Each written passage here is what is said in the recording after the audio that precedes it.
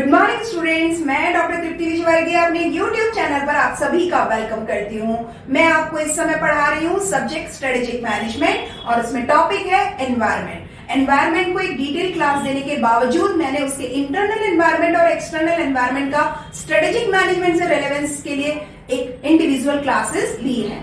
Internal environment की मैं class दे चुकी हूँ। आज की क्लास में हम टॉपिक कवर करने वाले हैं external environment in strategic management. इसको आप चाहे रोल कह लो, चाहे इसके फैक्टर्स कह लो, चाहे इसके फीचर्स कह लो या कुछ इसके एग्जांपल्स कह लो, किसी भी तरीके से पकड़ लो, लेकिन एक्सटर्नल एनवायरनमेंट को डिटेल में समझना बहुत जरूरी है। तो क्लास को शुरू करने से पहले मैं आपको बताना चाहूंगी कि एक्सटर्नल एनवायरनमेंट चाहे आपको कितना भी समझ में आता हो, जब भी एक्सटर्नल एनवायरनमेंट का क्वेश्चन आप अटेंड करते हो तो उसको डिफाइन जरूर करो। तो सबसे पहले आज हम यही देखते हैं कि बाहरी वातावरण स्ट्रेटेजिक मैनेजमेंट में किस तरीके से डिफाइन किया गया है, एक्सप्लेन किया गया है। तो it can be said it represents broader context. इसका जो कॉन्टेक्स्ट है या परिदृश्य है ये बहुत विस्तृत है, within which an organisation operates encompassing all factors outside its control and influences its decisions and outcomes।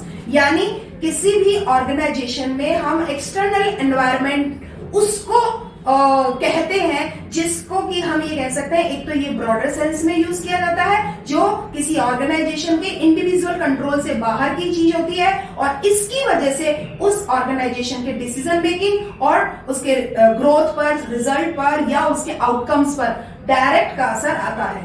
हर वो चीज जो कंट्रोल के बियॉन्ड हो और जिसकी वजह से हमारे इंटरनल रिजल्ट्स पर इफेक्ट आता हो, ये वो सारी चीजें एक्सटर्नल एनवायरनमेंट में काउंट होती हैं। अब आगे बढ़ते हैं। अगर एक्सटर्नल एनवायरनमेंट के फीचर्स समझें तो क्या होंगे, क्योंकि मैं इसके डायमेंशंस आपको बाद में बताने वाली हूँ। डायमेंशंस आपको पता है लेकिन उसकी भी डिटेल और बहुत सारी तरीके से आपको बताने वाली हूँ। आपको मेरी क्लास में इस चीज की इंश्योरिटी दे रही हूँ कि आपको एक रेगुलर क्लास से कुछ एडवांसमेंट मिलेगा, हमेशा मिलेगा। मैं कोशिश करती हूँ कि मेरी क्लास को सुनने या पढ़ने के बाद एक कैंडिडेट या स्टूडेंट जो है उसको एग्जाम पॉइंट ऑफ व्यू से और नॉलेज पॉइंट ऑफ व्यू से फुल्ली सेटिस्फैक्शन मिलना चाहिए। तो इसी कोशिश में आगे बढ़ते हुए फीचर्स की बात करते हैं। एक्सटर्नल एनवायरनमेंट के क्या फीचर हैं? सबसे पहले ये कह सकते हैं it creates both opportunity, threat and challenges. ये थ्रेट और चैलेंजेस एक ही बात होती है, चाहे आप इसे डर कह लो और चाहे इसे आप चुनौती कह लो। ये अपॉर्चुनिटीज भी क्रिएट करता है और ये चुनौतियां भी क्रिएट करता है। तो एक्सटर्नल एनवायरनमेंट में आपको जैसा आपकी समझ, आपका माइंडसेट या आपकी जो स्ट्रेटेजी होती है उस हिसाब से आपको रिजल्ट्स मिलते हैं। अपॉर्चुनिटी किसी एक व्यक्ति के लिए कोई एक सिचुएशन अपॉर्चुनिटी हो सकती है और कोई दूसरे व्यक्ति के लिए वही सिचुएशन थ्रेट भी हो सकती है। तो all depends on the mindset, on the system, on the culture and the process of the strategy of the individual organisation. तो ये कह सकते हैं कि एक्सटर्नल एनवायरनमेंट का खास फीचर होता है कि इसमें दोनों चीजें होती हैं, अपॉर्चुनिटीज भी और चैलेंजेस भी। आगे कह सकते हैं इसके लिए अगर ये जो चीज है इसको हम अपॉर्चुनिटी माने या इसको हम चैलेंजिंग माने या इससे हम डर जाएं, इस पे डिपेंड करता है कि वो ऑर्गेनाइजेशन कितनी विजिलेंट है, कितनी एक्टिव है, कितनी इनोवेटिव है और कितनी एडेप्टिव है। ये चार एडजेक्टिव इतना आसान नहीं है प्रैक्टिकल वे में से अडॉप्ट करना कि आप कितने एडेप्टिव हैं, कितने एक्टिव है, कितने इनोवेटिव है और कितने विजिलेंट है। विजिलेंट का मतलब होता है कितने सतर्क हैं आप चेंजिंग सिचुएशन के हिसाब से कितना जल्दी ग्रास्प करते हो कि क्या बदलने वाला है। बदलने वाला तो लग रहा होता है पर क्या बदलने वाला है, और इस बदलती हुई सिचुएशन में मैं अपने आप को कैसे सर्वाइवल फैक्टर फोर्स करूंगा, ये डिपेंड करता है हर एक ऑर्गेनाइजेशन की पर्सनल ट्रेड्स पर, राइट। सेकंड बात कह सकते हैं it anticipate market trends and navigate risk. External environment की वजह से हम रिस्क को नेविगेट कर सकते हैं, जिसको हम जोखिम मान रहे थे उसके हिसाब से अगर हमने स्ट्रेटजी बना ली तो इट में भी मिनिमाइज कर सके हम अपनी रिस्क को, या कह सकते हैं मार्केट ट्रेंड्स को हम एंटिसिपेट कर लेते हैं कि मार्केट में क्या बदलाव आने वाला है, उस प्रवृत्ति के हिसाब से हम अपने आप में स्ट्रेटेजिकली चेंजेस कर लेते हैं। आगे बात करते हैं अलाइंड विद रेगुलेटरी लैंडस्केप।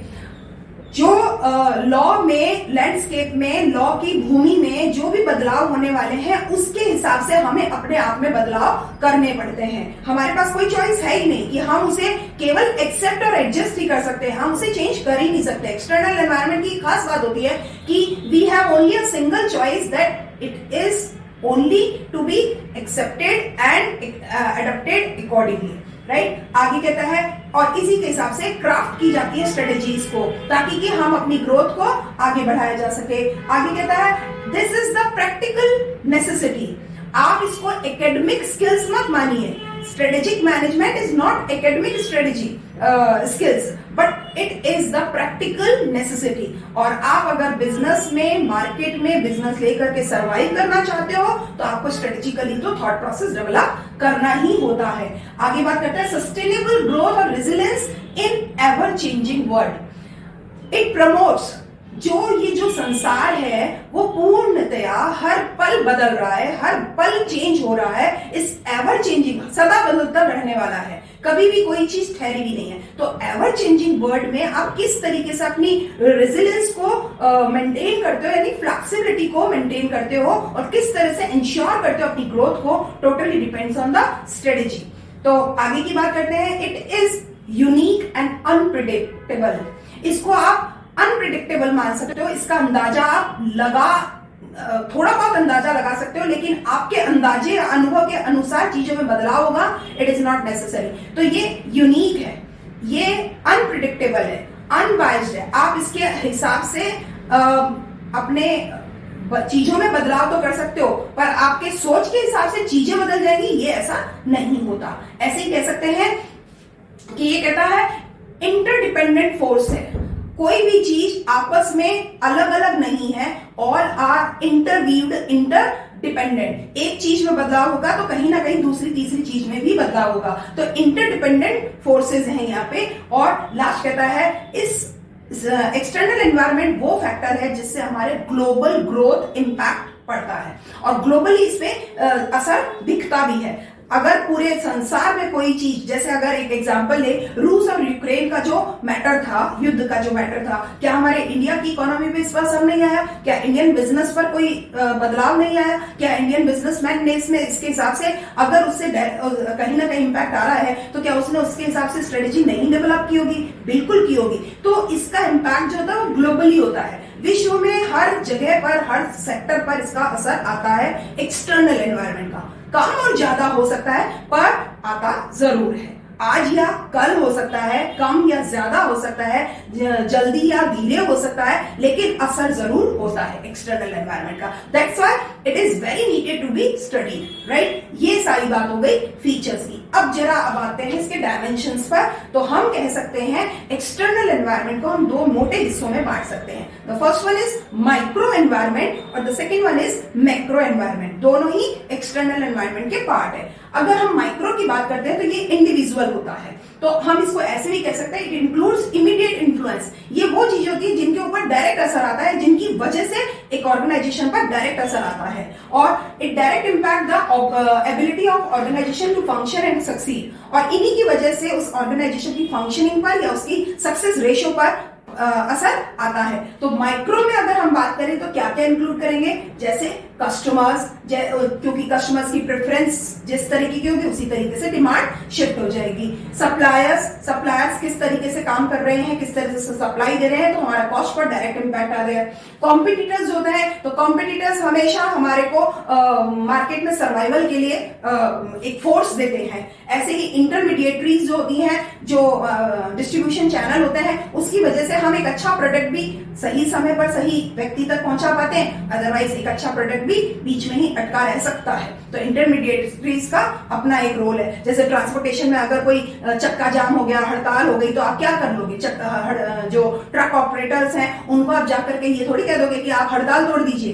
तो ये एक फैक्टर है कि आपका अच्छा प्रोडक्ट भी हो सकता है मार्केट में आने से पहले ही फंस गया हो, ट्रांजिट में हो या आपके गोदाम में ही रह गया हो, आगे तक सप्लाई नहीं हो पा रहा है, तो ये वो फैक्टर्स हैं जिन पे आप कुछ नहीं कर सकते और आप इसी के हिसाब से अपनी फंक्शनिंग और अपनी सक्सेस को चेंज कर पाते हो। तो ये सारी चीजें हो गई आपकी माइक्रो एक्सटर्नल एनवायरनमेंट के फैक्टर्स। अब आते हैं मैक्रो। मैक्रो का मतलब है जो पूरे वर्ल्ड पे या ब्रॉडर सेंस में काउंट किया जाता है। वाइडर लेंस होता है, इट कंसीडर्स ब्रॉडर फोर्सेस। इसमें बड़ी बड़ी ताकतें और एक ग्रुप फॉर्म में चीजें होती हैं, जैसे पॉलिटिकल शिफ्ट। किसी भी देश का पॉलिटिकल शिफ्ट अगर होता है तो उस वजह से उसके बिजनेस पर, ऑर्गेनाइजेशन पर डायरेक्ट असर आता है, उसको मैक्रो एक्सटर्नल एनवायरनमेंट कहते हैं। इकोनॉमिक कंडीशन में अगर कोई बदलाव हो रहा है, सोसाइटल नॉर्म्स में अगर कोई बदलाव हो रहा है, समाज के रीत रिवाज बदल रहे हैं, टेक्नोलॉजिकल एडवांसमेंट हो रहा है, लीगल रेगुलेशंस में बदलाव है या एनवायरमेंटल फैक्टर्स चेंज हो रहे हैं,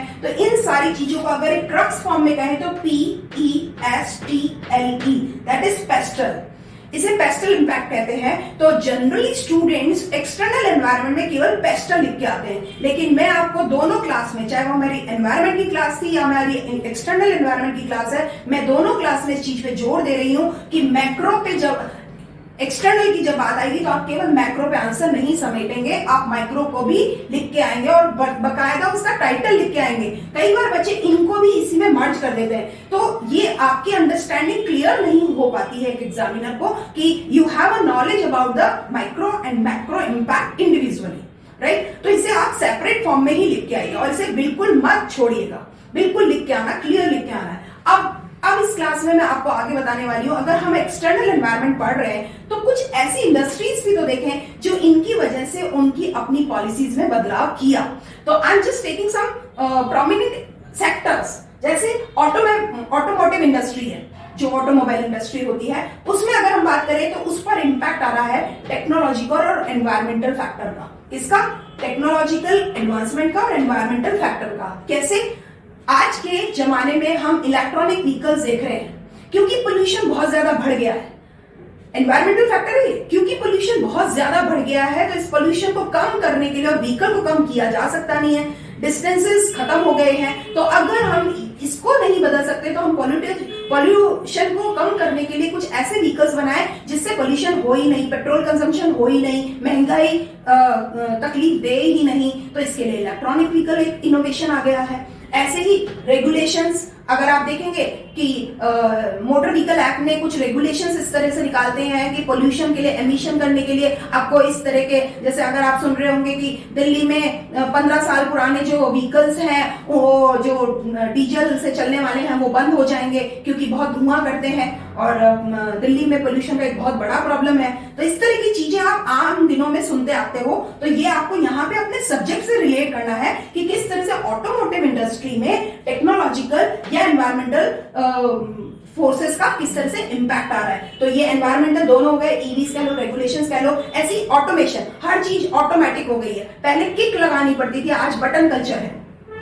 हर चीज ऑटोमेटिक या सेंसर्ड हो गई है। तो ये क्या टेक्नोलॉजिकल एडवांसमेंट का नतीजा नहीं है? बिल्कुल है। तो ये आपको एक इंडस्ट्री का जो मैंने एग्जांपल आपको दिया है उससे समझ में आएगा कि किस तरह से एक्सटर्नल एनवायरनमेंट से किसी भी इंडस्ट्री का काम करने का तरीका बदल रहा है। ऐसे ही अगर रिटेल सेक्टर को उठाते हैं तो उसमें सोसाइटल और इकोनॉमिकल, ये दोनों फोर्सेस बहुत बड़ा रोल प्ले करती हैं। जैसे ई कॉमर्स का ट्रेंड आ गया है, हर चीज इलेक्ट्रॉनिक हो गई है। हम बैंक का काम कर रहे हैं तो इलेक्ट्रॉनिक मोड पे कर रहे हैं, हम कोई बुकिंग कर रहे हैं तो इलेक्ट्रॉनिक मोड पे कर रहे हैं, ऑर्डर प्लेस कर रहे हैं या कुछ मंगवा रहे हैं, पब्लिक ट्रांसपोर्ट है, सब कुछ इलेक्ट्रॉनिक हो गया। तो पूरी कॉमर्स ही इलेक्ट्रॉनिक हो गई है। तो रिटेल सेक्टर अपने आप बदल गया है। ऐसे ही कस्टमर प्रेफरेंसेस चेंज हो गई हैं। पहले लोग मोटा अनाज खाना चाहते थे और उसके बाद वो कुछ फास्ट फूड्स पे शिफ्ट हुए। अब कोविड के बाद से उन लोगों की प्रेफरेंसेस फिर से बदल रही हैं। तो जो यूथ है उसको मैं कह सकती हूँ फिर भी इतना अभी कॉन्शियस नहीं है, लेकिन जो कई ऐसे लोग हैं जो कोविड के इम्पैक्ट के बाद में बहुत ज्यादा हेल्थ कॉन्शियस हो गए हैं, तो हमारी रिटेल की जो बाइंग प्रेफरेंसेस है वो बहुत सारे बदल गई हैं। ऐसे ही फार्मास्यूटिकल सेक्टर की बात करें तो उसमें पॉलिटिकल और लीगल, ये दोनों फोर्सेस बहुत बड़ा काम करती हैं। जैसे लीगल की पॉइंट ऑफ व्यू से कहूं तो फार्मास्यूटिकल यानी दवाई का जो सेक्टर होता है, दवाई के चाहे मैन्युफैक्चरिंग का हो या डिस्ट्रीब्यूशन का हो या मार्केटिंग का हो, उसमें हमें कई परमिशंस, कुछ लाइसेंसेस, कुछ अप्रूवल्स लेनी पड़ती हैं, तो ड्रग अप्रूवल वगैरह ये सारे रोल प्ले करते हैं। ऐसे इंटेलेक्चुअल प्रॉपर्टी राइट्स होते हैं, ये बहुत रोल प्ले करते हैं। ऐसी हेल्थ ट्रेंड्स बहुत रोल प्ले करते हैं। अगर आपने देखा हो तो गवर्नमेंट ने कई बार समय समय पर कुछ मेडिसिन पर रोक लगा दी है कि पब्लिकली ये नहीं बेची जाएंगी, क्योंकि इसमें कुछ ऐसे सॉल्ट्स हैं जो हेल्थ पे या लिवर पे या हार्ट पे डायरेक्ट नेगेटिव इम्पैक्ट डाल रहे हैं। तो ये सारी चीजों की वजह से उन मेडिसिन के जो मैन्युफैक्चरर्स हैं उनके ऊपर थ्रेट आ गई है। आई बात समझ में? तो इस तरीके से वो चीजें रोल प्ले कर रही हैं। अगर कहूँ टेक्नोलॉजिकल सेक्टर जो है, अब क्योंकि हम इंटरनेट की बात कर रहे हैं तो हम 5G में जी रहे हैं।